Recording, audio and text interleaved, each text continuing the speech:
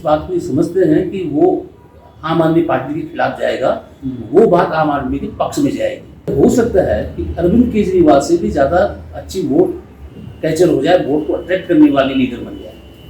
सबसे बड़ी बात यह है कि इस पिछले अगर एमसीडी इलेक्शन में आप देखेंगे तो मुसलमान जो है आम आदमी पार्टी से चिपका है। मुसलमानों को कहीं बार ये लगा कि ये पार्टी कहीं सॉफ्ट हिंदुत्व के रास्ते में भी चलती है और ये कभी भी बीजेपी से अलायंस कर सकती है। नमस्कार, मैं हूं श्रवण गुप्ता और आप देख रहे हैं भारत एक्स फैक्टर। दिल्ली में मंजर बदल चुका है। दिल्ली की कमान अब अरविंद केजरीवाल के हाथ में नहीं रही।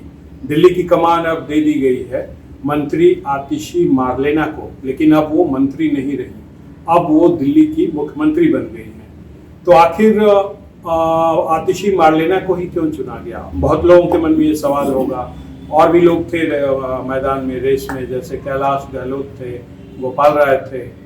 तो इन तमाम लोगों को छोड़कर सौरभ भारद्वाज भी थे और कई बार कहा जा रहा था कि भाई कुलदीप कुमार जो दलित नेता हैं, आम आदमी पार्टी के कोंडली से विधायक हैं, उनका भी नाम चर्चा में था। लेकिन मोटे तौर पर जो है कैलाश गहलोत और आतिशी मार्लेना का था। तो आखिरकार जो है आतिशी मार्लेना के नाम पर आप पार्टी ने मुहर लगा दी।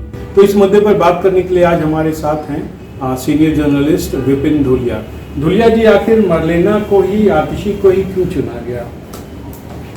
नहीं, देखिए, जो बाकी दावेदार थे, हाँ, जो गहलोत हूँ जी, या गोपाल राय हूँ, सौरभ भारद्वाज हूँ, इनके साथ कोई मैसेज आप नहीं दे रहे थे। और टिपिकल ये वही पॉलिटिक्स होती है कि जाट को अगर सीएम बना देते तो हरियाणा के इलेक्शन में उसका फर्क पड़ता। हाँ, लोग कह रहे हैं। हाँ, लेकिन ऐसा था कि पार्टी अच्छी तरह से जानती है कि उसका खेल कितना है हरियाणा में और जाट वोट कितना इन्फ्लुएंस कर सकते हैं। उनके सामने सबसे बड़ी समस्या थी कि एक ऐसे नेता की जरूरत थी जो कि एक मिडिल क्लास, जिस तरह से पार्टी बनी है मिडिल क्लास प्रोफेशनल्स की, जो अलग अलग फील्ड की, अलग अलग सेक्टर के लोग इसमें आए और अपने अपने फील्ड के जो है वो अच्छे माहिर लोग थे। जैसे ये जो नई मुख्यमंत्री बनी है आतिशी का नाम अब खाली आतिशी ही रखती है वो।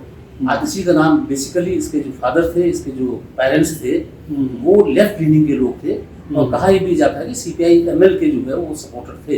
हालांकि सपोर्टर होना कोई गुनाह नहीं है, ये सुप्रीम कोर्ट का ऑर्डर है, जब तक कि आप उनकी किसी एक्टिविटीज में पार्टिसिपेट न करते हो।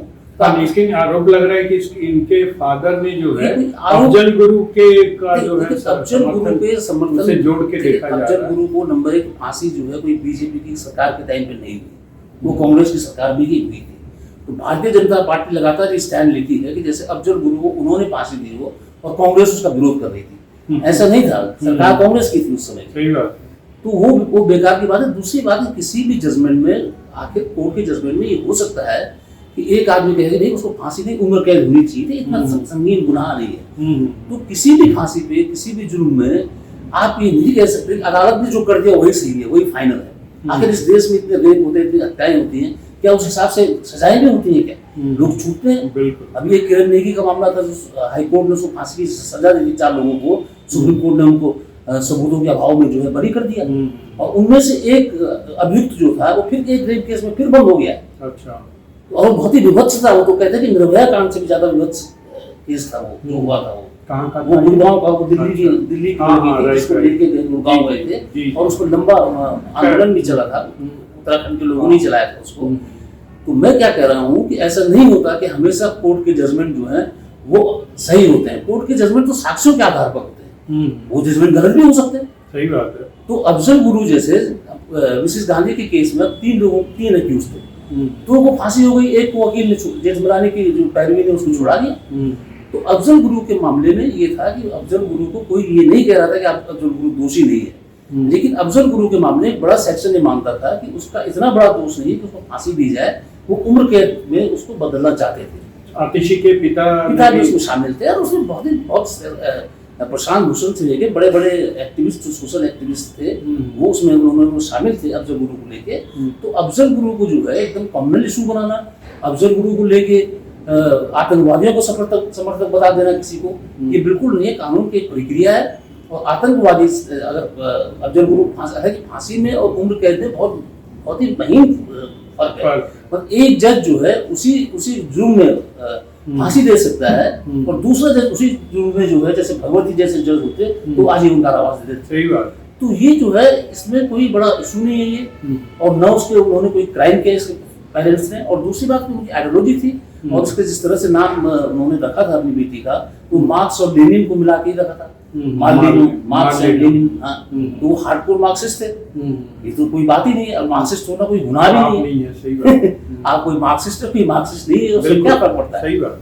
तो जब तक कि दूसरी बात नक्सलाइट मूवमेंट का साथ देने की बात है, तो नक्सलाइट मूवमेंट में एक साफ साफ सुप्रीम कोर्ट का जजमेंट है कि जब तक आप किसी मूवमेंट का अगर हमदर्दी है आपकी, ये कोई गुनाह नहीं है जब तक आप उसके एक्टिविटीज में पार्टिसिपेट न कर रहे हो। ठीक बात। कई लोग होंगे यहाँ जो कि कश्मीर में चाहते होंगे कि जनमत संग्रह कराया जाए, आप उनको बंद थोड़ी कर देंगे। जब तक कि मैं कोई झंडा उठा के प्रोटेस्ट न करूँ, मैं आइडियोलॉजिकली सिद्धांतिक तौर पर हो सकता है कि ये मानूं कि कश्मीर में जनमत संग्रह होना चाहिए, तो ये एक विचार है ये। ठीक बात। और विचार करना कोई गुनाह नहीं है जब तक कि उस विचार को आप कोई अपने देश के खिलाफ इस्तेमाल न कर रहे हो, ये उस एक्टिविटीज में आप पार्टिसिपेट न कर रहे हो। हाँ, लेकिन अब उसी बात को देखिए वो जो है जिस बात को ये समझते हैं कि वो आम आदमी पार्टी के खिलाफ जाएगा, वो बात आम आदमी के पक्ष में जाएगी। अच्छा। इसमें एक चीज बहुत साफ है कि ये जो है हो सकता है कि अरविंद केजरीवाल से भी ज्यादा अच्छी वोट कैचर हो जाए, वोट को अट्रैक्ट करने वाली लीडर बन जाए। सबसे बड़ी बात यह है कि इस पिछले अगर एमसीडी इलेक्शन में आप देखेंगे तो मुसलमान जो है आम आदमी पार्टी से चिपका है। अच्छा, कैसे? मुसलमानों को कहीं बार ये लगा कि ये पार्टी कहीं सॉफ्ट हिंदुत्व के रास्ते में भी चलती है और ये कभी भी बीजेपी से अलायंस कर सकती है। ऐसा कैसे? बीजेपी से तो देखिए अलायंस कोई डायरेक्ट अलायंस नहीं है। माना कि अब हरियाणा में है, एक आप दिल्ली के मुसलमान को पूछेंगे तो कहेंगे कि आम आदमी पार्टी ने बड़ा भारी धोखा कर दिया, क्योंकि वो जो है कांग्रेस का वोट काटेगी वहाँ। अब कांग्रेस का वोट काटेगी तो बीजेपी को फायदा होगा।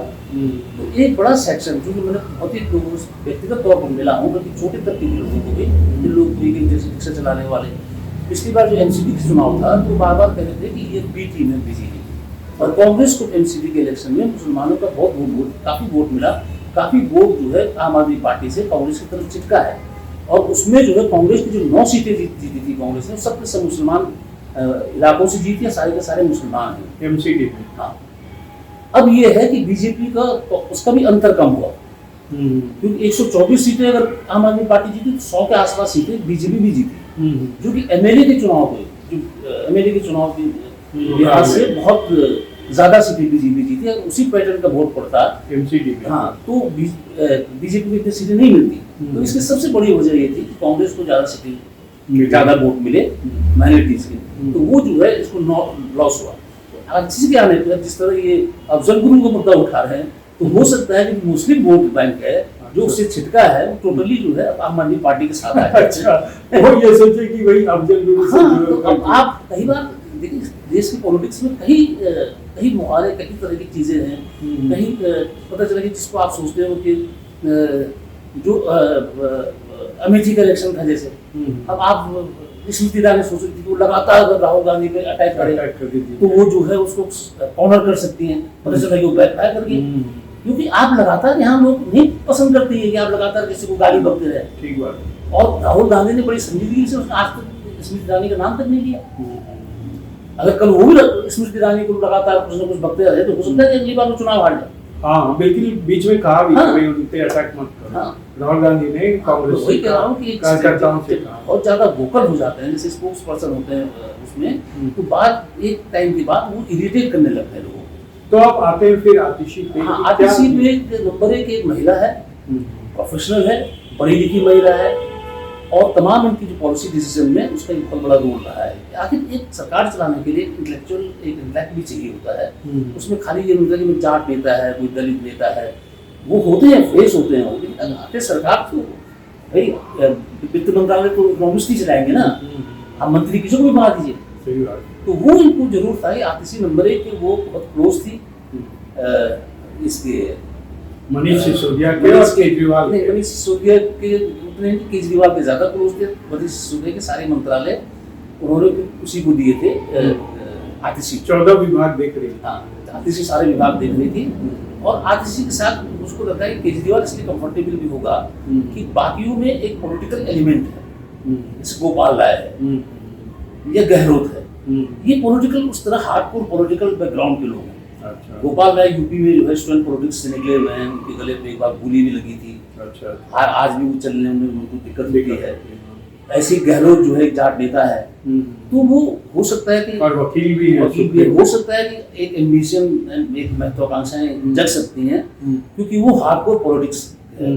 तो आतिशी के साथ मुझको लगता है कि केजरीवाल को भी एक कंफर्ट होगा कि भाई जब भी मेरे खड़ाऊ की तरह, मतलब जो कह रहे हैं मेरे खड़ाऊ की तरह जो है ये काम करेगी, और जिस तरह से वो पूरा अपना भाषण भी दे रही है कि मेरे को मारा मत पहना, ये बड़ी दुख की बात है कि केजरीवाल जी बंद हो गए हैं, मेरी खुशी मनाने की जरूरत नहीं है। तो वो सब कुछ जो है वो, हाँ ठीक है आपको, जो है वोट बैंक जो है बेसिकली वो उनका ठीक, मतलब ये ट्रम्प का एक पत्ता इन्होंने चला है। तो विपिन जी आपका बहुत बहुत धन्यवाद। आज इसी पर फिर स्टॉप करते हैं, फिर किसी इशू पे बात करेंगे आपके साथ। तो ये थे विपिन धूलिया, सीनियर जर्नलिस्ट। आज को चर्चा को यहीं विराम देते हैं। नमस्कार।